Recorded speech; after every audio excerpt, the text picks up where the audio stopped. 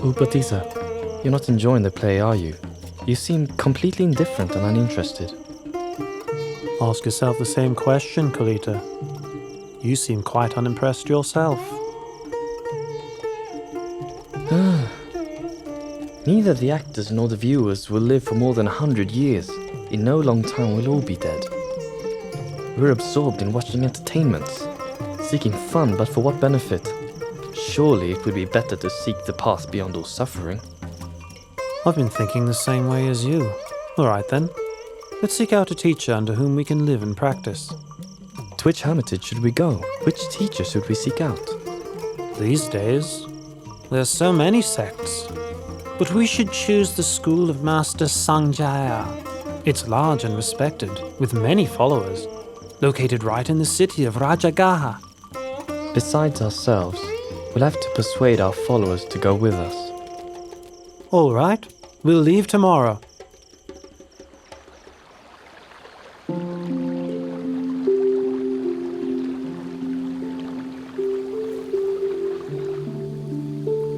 The two of us have trained under Master Sanjaya until he has nothing more to teach us. Quite so. And it's clear that his doctrine does not teach the way to deliverance that we are seeking. If that's so, we have to seek out another hermitage, another master. We have been friends for a long time. It's best if we make the promise that whichever one of us discovers the path out of suffering first, will seek out the other and inform him. Agreed? Agreed.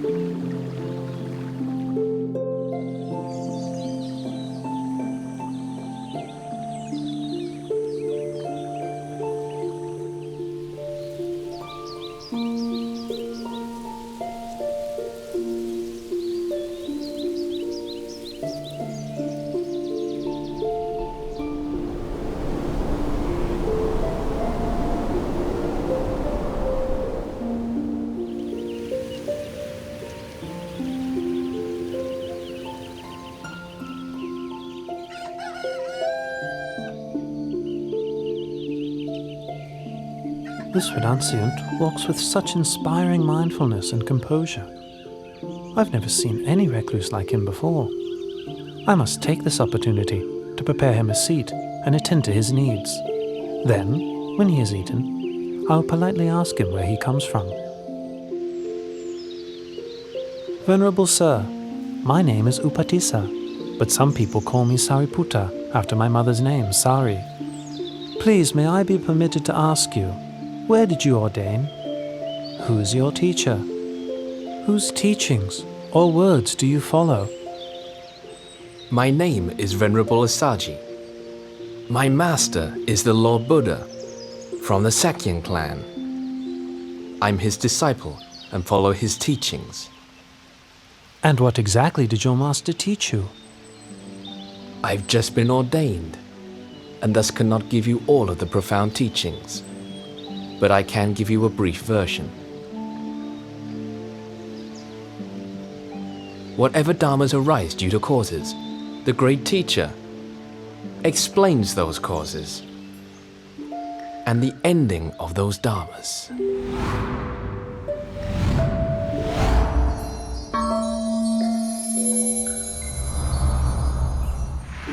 Oh, Upatisa, you repeat to me such short teachings that you heard, and it's enough for me to see the Dharma. Quickly, let's go and persuade Master Sanjaya to seek out Venerable Asaji's teacher.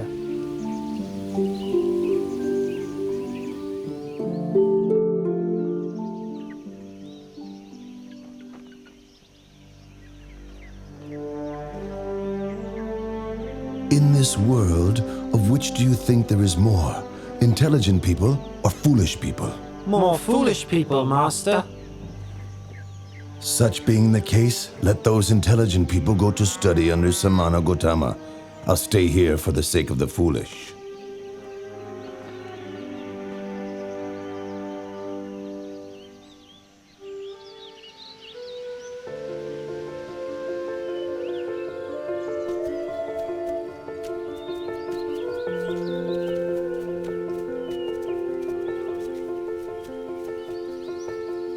Bhikkhus, those two friends walking in here together are to be my pair of foremost disciples.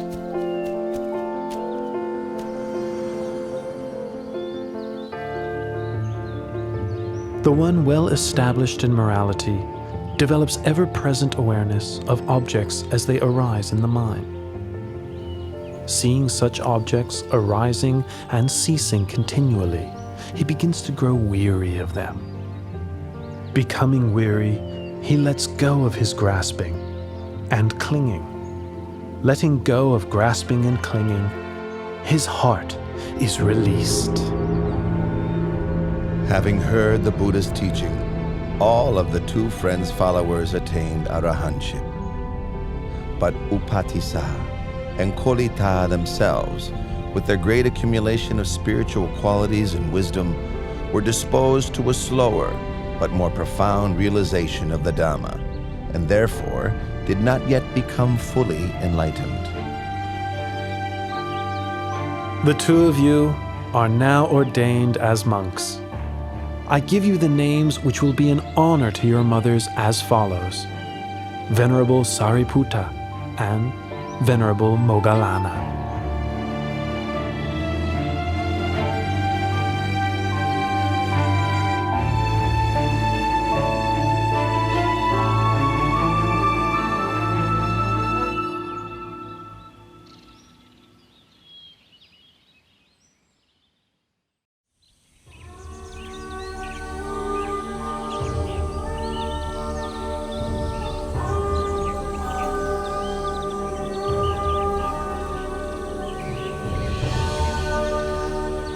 Moggallana. Employ the methods for overcoming drowsiness that I taught you. Moggallana. Feeling, whether pleasant, unpleasant, or neutral, is impermanent. It is of the nature to arise and cease. Being impermanent, it makes for suffering. Being impermanent, it is transitory and insubstantial, unreal, aniccham, dukkam, anatta.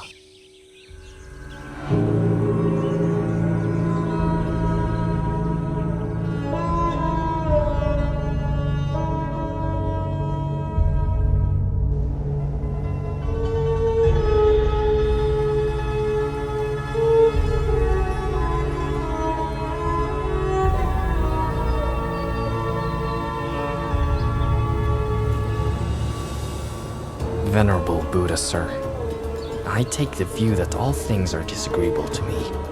I do not delight in anything. That being the case, you should not delight in your view, should you?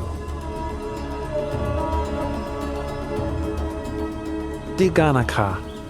Some people have the view that all things are disagreeable to them. Some have the view that all things are agreeable to them. And others have the view that some things are agreeable and some things disagreeable to them. Each of these views are based on grasping and clinging to the notion of a self. Remaining attached, one continues to grasp at feelings as they arise. Whoever should reflect on such feelings as impermanent phenomena, conditionally arising, existing, and passing away, will come to grow weary of conditioned phenomena. This weariness leads to the fading of lust. With the fading of lust comes freedom from attachment. When the heart is freed from attachment, one knows the heart has been freed.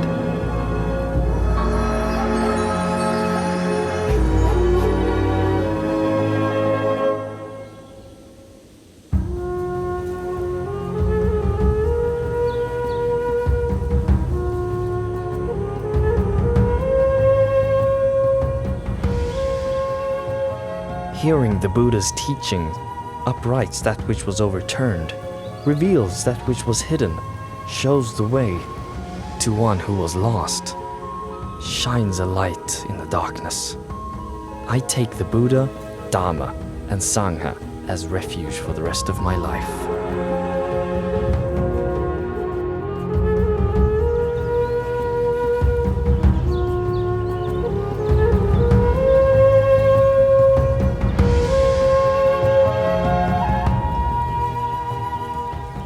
Venerable Sariputta was now the Buddha's right-hand disciple, foremost in wisdom.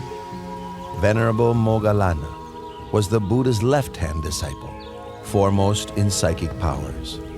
Both became great supports to the Buddha as he continued to spread his teachings to people far and wide.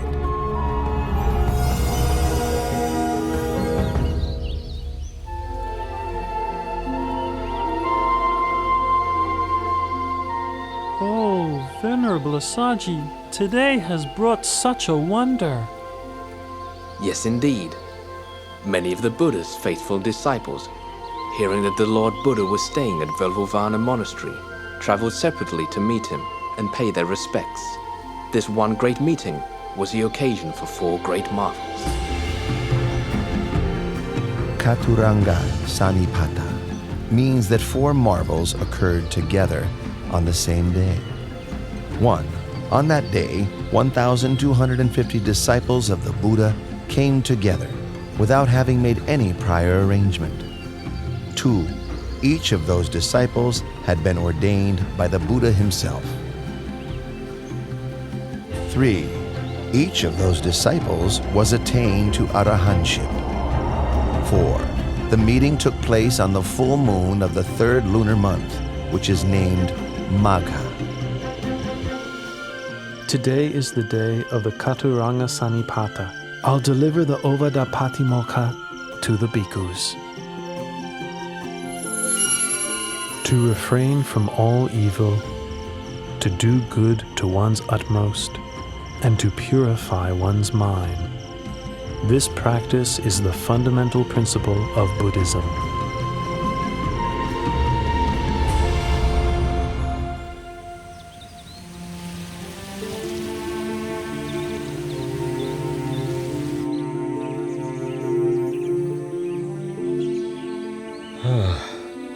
Kalodaihi, my senior counselor, ever since I first heard that my son had attained enlightenment and become the Buddha, I've been wishing to meet him. 9 times I've sent a counselor, each time accompanied with a retinue of 999 subjects to invite the Buddha to come to Kapilavatthu. Each time, the party of 1,000 has disappeared without a trace. That's 9,000 subjects I've sent and heard nothing in return. Well, Kaludai, since you are my senior counselor and have been close friends with my son since childhood, I must send you with your retinue to seek out the Buddha at Vulavanu Monastery and invite him one more time. Surely you will succeed in this. Yes, Your Majesty. I will do my best to bring the Lord Buddha back to the city of Kapilavatthu. And with your permission, I would also like to request ordination from the Lord Buddha on this occasion. I give you my permission, Counselor Kalodai. Please make your journey as quickly as possible. I'll be waiting to hear news from you.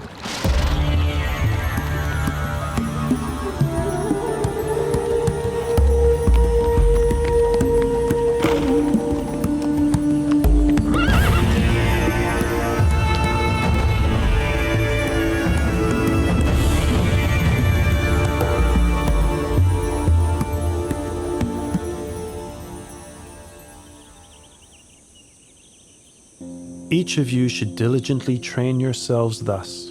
I will not grasp at the internal sense fields of the eyes, ears, nose, tongue, body, and mind.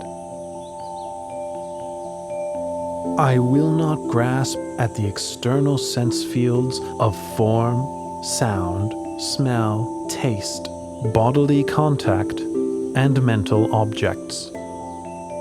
I will not grasp at contact between the internal and external sense fields. I will not grasp at feelings. I will not cling to the 5 aggregates of the body: feeling, perception, thoughts, and consciousness. I will not cling to this world or the next. when I cease clinging to all that I've seen, heard, known, felt, sought, and imagined, all feelings of attachment to these will also cease. Listen, all of you. A person's heart may be purified through consistently applied efforts in practice, through wisdom, through Dharma, and through morality, not by means of one's class, family, or property. Lord Buddha, summer begins tomorrow. All the farmers have harvested their crops. The path to the city of Kapilavatthu is open and suitable for travel. Your father has a strong wish to meet with you and your disciples. Please, out of compassion, travel to the city of Kapilavatthu and teach Dharma to your father. Please teach Dharma to your relatives there. I accept your invitation. Kalu Dai. Please inform the bhikkhus so that they can prepare themselves for travel. The road from Rajagaha to Kapilavatthu is 60 leagues. The Lord Buddha, along with 20,000 disciples, will travel 1 league per day. In 60 days, they will arrive at Kapilavatthu city.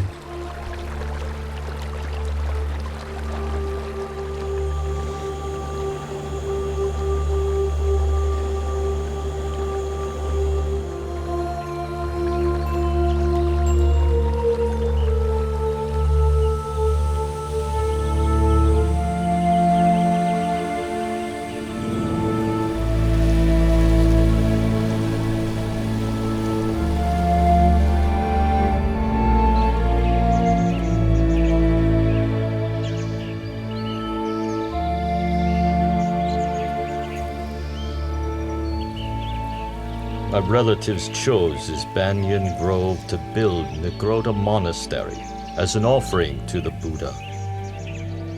It's been 60 days since Venerable Kaludai sent news of the Buddha's departure from Rajagaha city.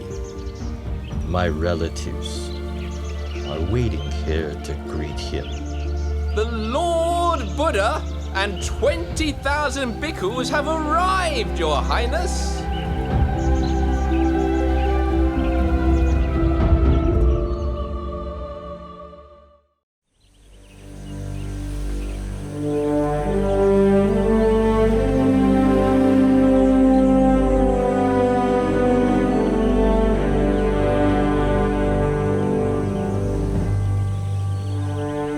The Lord Buddha's relatives are clinging to the view that the Buddha is junior to them because he is younger in age. They've positioned their young princes in front of themselves so that they won't have to pay their respects.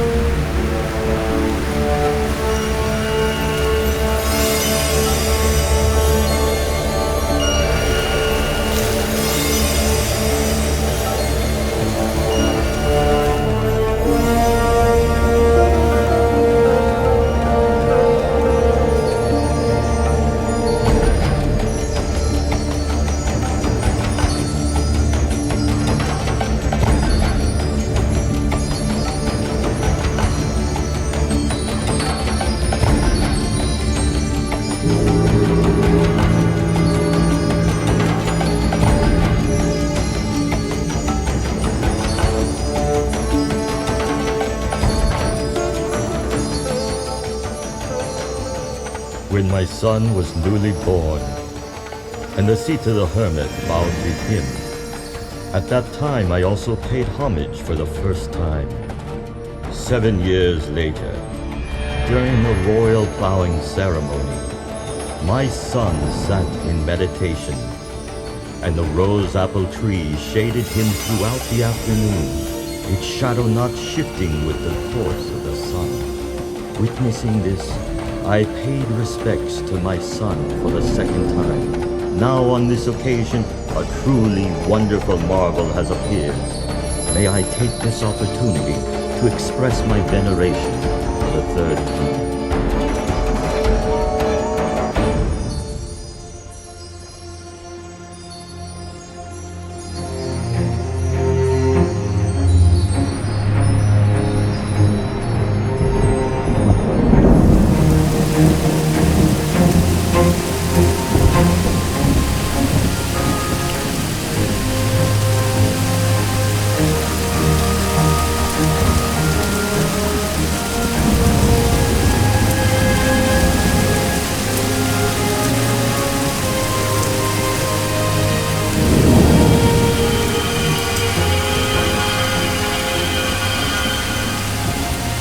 This is Pocaravasa, the red rain. Unlike ordinary rain, it soaks only those who wish to be soaked by it. For those who wish to remain dry, every drop will roll right off, just like water drops roll off of a lentil field.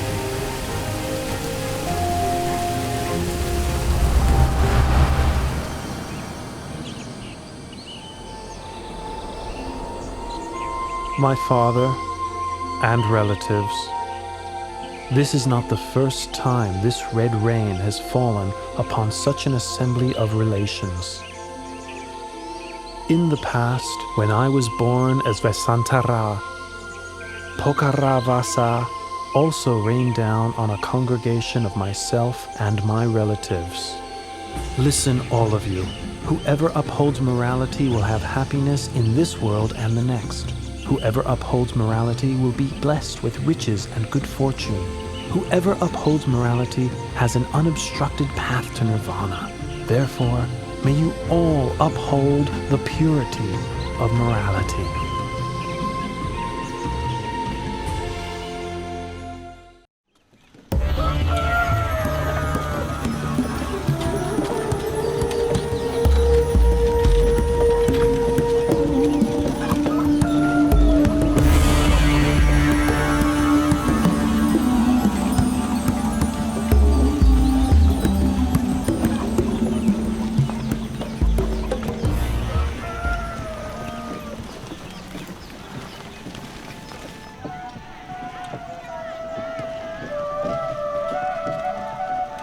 My son, why do you bring shame to me by going around collecting alms of rice and food in this manner?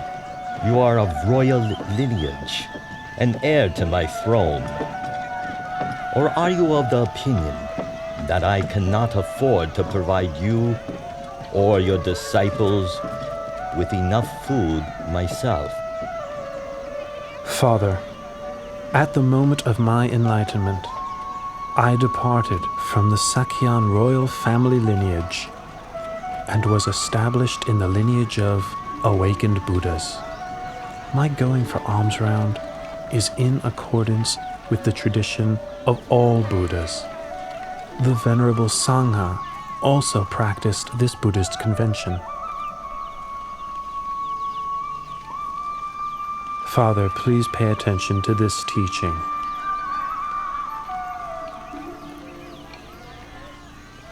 When a person clings to and indulges in form, feeling, perception, mental formations, and sense consciousness, that person is bound by the snare of Mara and burdened with the whole mass of suffering. When such a person doesn't cling or indulge in these, that person is freed from the snare of Mara and released from the whole mass of suffering.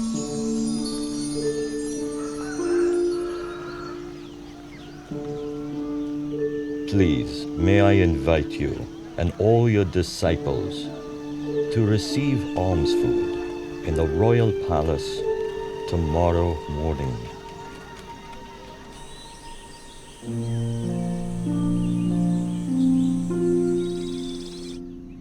In the 3 days since your arrival in the palace, myself and Queen Mahabhajapati have listened to your teaching and developed in the Dharma more and more each day.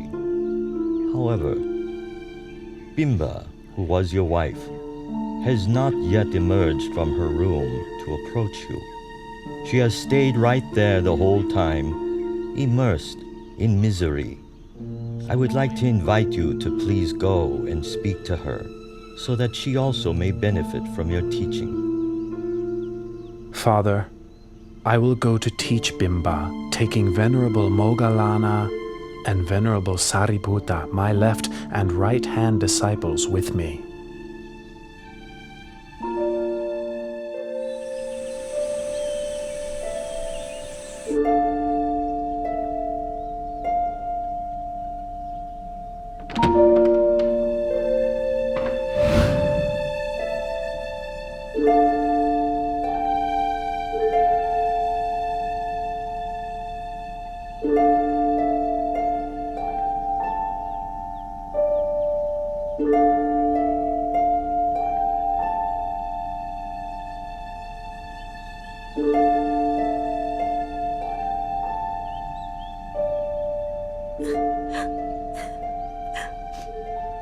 Why have you been so unkind to me, your wife? When you left for the holy life, you left in silence. Did I do something wrong to make you leave that way? If I did something wrong, then what was the fault of Rahula, born that very day, that you had to leave him bereft of a father? Bimba, don't be so melancholy. What I did was to help you and all beings, that you might have a chance to know the way out of suffering. Bimba, we were born in this world for making merit together, as we have for many lifetimes. Now is the time to reflect on those births and lifetimes according to the truth as follows. I am of the nature to age. I have not gone beyond aging. I am of the nature to sicken. I have not gone beyond sickness. I am of the nature to die. I have not gone beyond dying. All that is mine, beloved and pleasing, will become otherwise, will become separated from me. I am the owner of my karma, heir to my karma, born of my karma, abide supported by my karma. Whatever karma I shall do, for good or for ill, of that I will be the heir.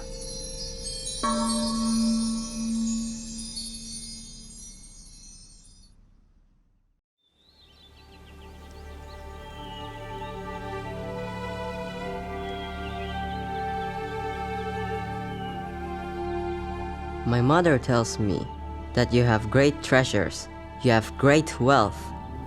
But since ordaining, you have no desire for royal wealth.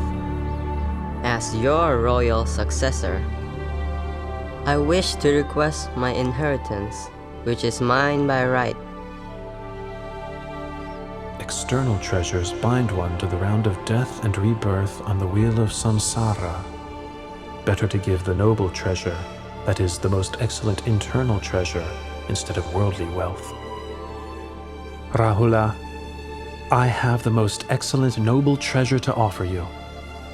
Sariputta, release Rahula from worldly suffering and bestow him with noble treasure by ordaining him a samanera.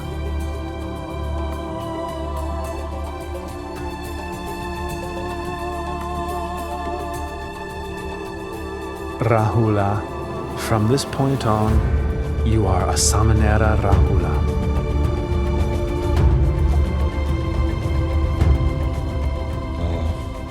When Siddhartha left the palace and sought Buddhahood, I expected that Nanda would remain to inherit the throne. But then the Buddha took Nanda off to ordain. That left only my grandson, Rahula, who might succeed me. Then the Buddha ordained Rahula as well. If I don't do something, soon the whole Sakyan clan may go forth.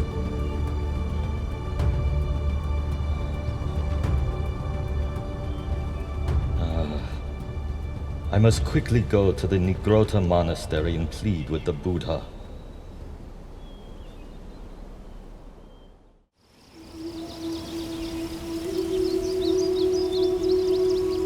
Please, Lord Buddha,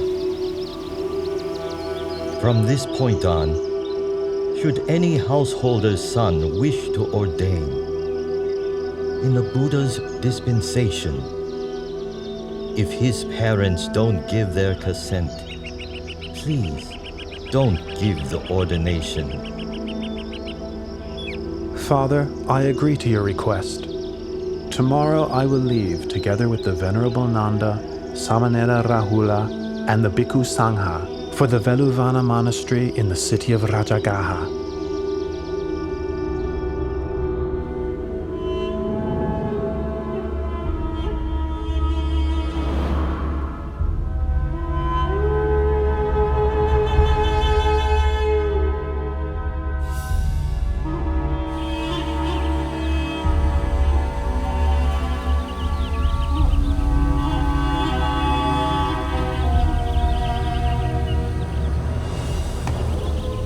Nanda.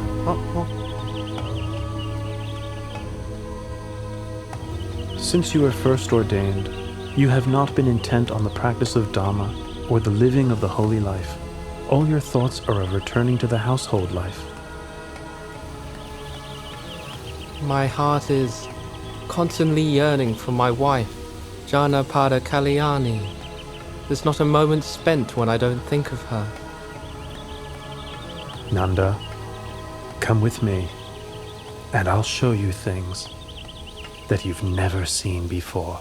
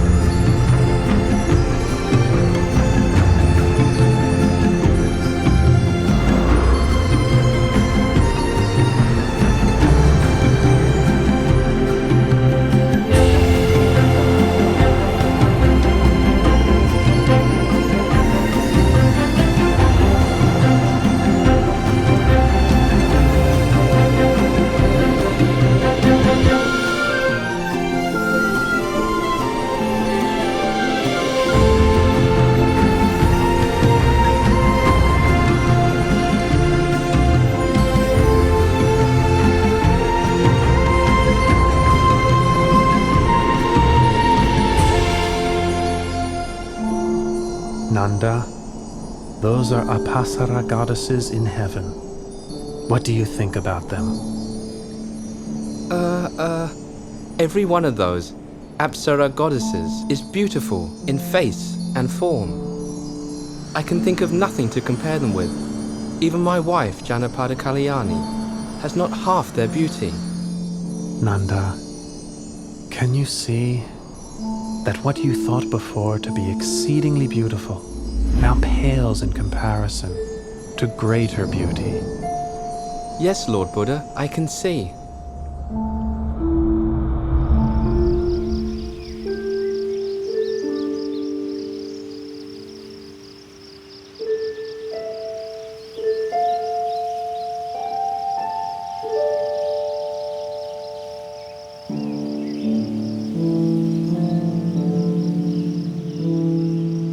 From this point on, I'll make up my mind to practice the Dharma.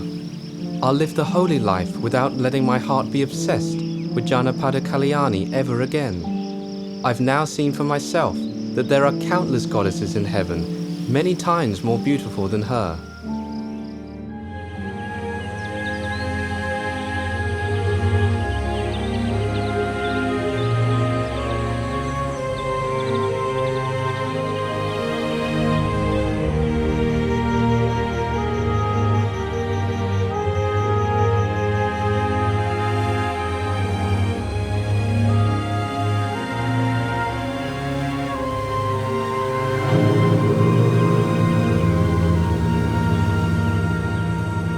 Nothing can ensnare a man's heart more tightly than a woman. Nothing can ensnare a woman's heart more tightly than a man. In truth, love is like a noose which binds one to obsession and infatuation. It brings one to birth and death in the world again and again, dragging one down into a mass of suffering. That's right, Nanda. There is no pleasure equal to the peace that can be found within one's own heart. For as long as humans rush around seeking external distractions, they will never meet with genuine happiness. Nanda, when you release your clinging and view the whole world as empty, your heart will be free, open, expansive, radiant, and joyful.